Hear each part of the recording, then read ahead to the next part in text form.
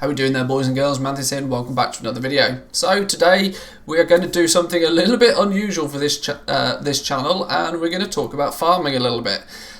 You guys all know full well that most of my gold making in World of Warcraft is primarily done sat at the auction house, buying materials, crafting things, then reselling those items, or a bit of flipping or that sort of stuff. But it's definitely true to say that the majority of the reason why I can do that is because there's many people that spend hours and hours of their day out in those real world zones of the game, you know what I mean, out in the main zones of the game, and they're doing some doing some farming, and they're getting those raw materials. And it's kind of important that I at least try and help those guys do it as effectively as possible. Now, I'm not the biggest and best farmer, that's true to be said. But there are some things that you can tweak and tune to be able to do it somewhat efficiently. So today I want to look at it sort of zone by zone. This is going to be the first video of a few over the next few days, looking at the different zones and what you can do. If this warrior will leave me alone, thank you very much. So what we're going to do today is we're going to look at Bastion. Now Bastion is one of the first zones that you get to in Shadowlands, and it's equally one of the most heavily farmed, I would imagine. The price of the materials you get here is usually one of the lower, so your actual gold per hour, if you want to take a metric of that nature, is probably going to be lowest in Bastion. But you always get the ability to pick up some of the rare ores. There's the Nightshade, for example, is the rare herb. There is the Elithium ore that it does have a small possibility to drop for you, at least in small numbers. So let's cut right to the chase. What were we able to actually do in an hour? And then let's talk about how we were able to achieve it. We spent just over an hour doing some farming. We got ourselves, based on our server's prices, somewhere in the region of between 20 and 25,000 gold should be what you'd expect from Bastion. If we look in the bags, you can see that we picked up just over a stack of Rising Glory. Now, Rising Glory is traditionally one of the cheaper herbs, that's true to say.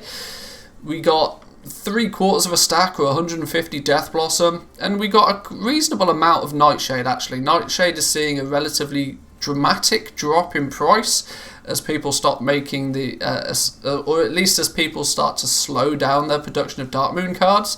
But the demand is still there, definitely for things like flasks, and so it still be worth a reasonable amount, even in the future, depending on exactly when it is you choose to watch this video. But with ore as well, we got over a stack, almost a stack, and 245 in total Leystrite ore, 164 Solenium ore, and we even got 12 Elithium ore.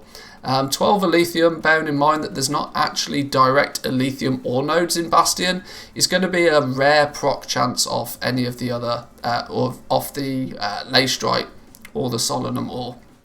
So, I guess what you guys probably really want to know, now you've decided whether it's valuable for you to spend your time out here or not, is what route did we use? This is where two things come into play. There are two add-ons that you can use that are going to be very helpful for you. Move this out of the way for the moment. One add-on is called Roots. Roots is what paints this line on the screen for you, and it actually prints it in the map as well, so it's very easy for you to just follow this route. And hence its name. What it does is allows you to create these custom paths on the map, and it makes it just much easier for you to follow a certain path that either you or somebody else has told you is reasonably optimal. This route I'll leave a link down to in the description, so that if you use the add-on as well, you can import your routes. You need two little add-ons for this to work. Let me show you exactly. Where's routes? There is routes, and there's also then an import-export, like separate little module for it. So make sure you get both of these. That means you'll be able to do a /routes in game. You'll then be able to import the code that I'll leave a link in the description for. Now, disclaimer time, this route was not made by me. I can't take full credit for this route. What I do have to do is show you where I got it from. I got it from a lovely person who posted it on the WoW Economy subreddit a few days ago now, 9 days ago, by the name of Unicat, so shout out to them. I'll leave the link to this. What they actually did is they spent a whole bunch of time doing farming in all of the different zones, and then gave you these routes import codes. So feel free to copy these and import them into your game. We're going to be going over them in the next few days. But obviously, first we're looking at the Rising Glory and Bastion. So you can import these and then it just prints on screen. So shout out to these guys. Who was it? Unicat. Oh, I actually believe Unicat be a she. So if you do thank her, make sure you leave a nice comment for her in the comments down below. Very, very helpful routes. I've tested some of them already. I've tested the one in Bastion. The one in Bastion is pretty good. I've tested the one in Ardenweld pretty extensively. This is also very good. We'll get to that one in one of the next videos. But a couple of other things to note, what you can do to make your time more efficient and better when it comes to farming. Your gloves. Your gloves need the Shadowlands enchant, or the Shadowlands Gathering enchant. This enchant is basically free on the auction house. It's probably super cheap. If nothing more, it might cost you 100 gold. Don't know. Probably not a lot at all compared to the amount of that you're gathering up. But it dramatically increases the speed in which you gather, which is super, super helpful. So that I would absolutely, definitely recommend. Now, there is a second add-on that I spoke about earlier. Roots is the first one. The second one is called Gathermate. Now, what Gathermate will do is you might see on the map all these little nodes.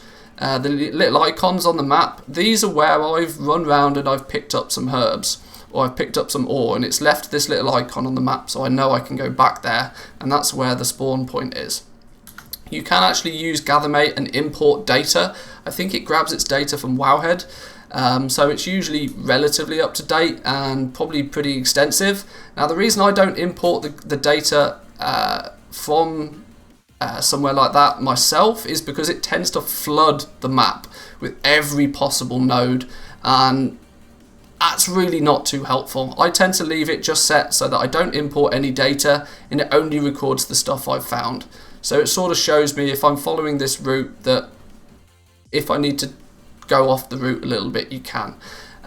Bastion though, to give it a rating out of 10, I'd say it's probably a 5 or 6 out of 10 in terms of like optimized usage of your time. But one thing with gathering is the thing that will slow down the amount of gold you make with gathering really quickly is competition. The hot zones, so Revendreth for example, there's a route down the bottom. Ardenweld, pretty much all of it, you may find there's a lot of competition. If you start getting high competition when you're out farming, sometimes it's better to go to a less farmed zone, just so that you have less competition and you can quickly and easily get all of the ore that you need. So I'll leave that with you for today, guys. I hope that's been helpful. That's our first look at Bastion. Like I said, we'll make this sort of a 4, maybe 5-part mini series over the next few days. So stick around for the results on those.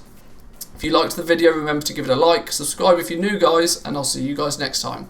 Peace.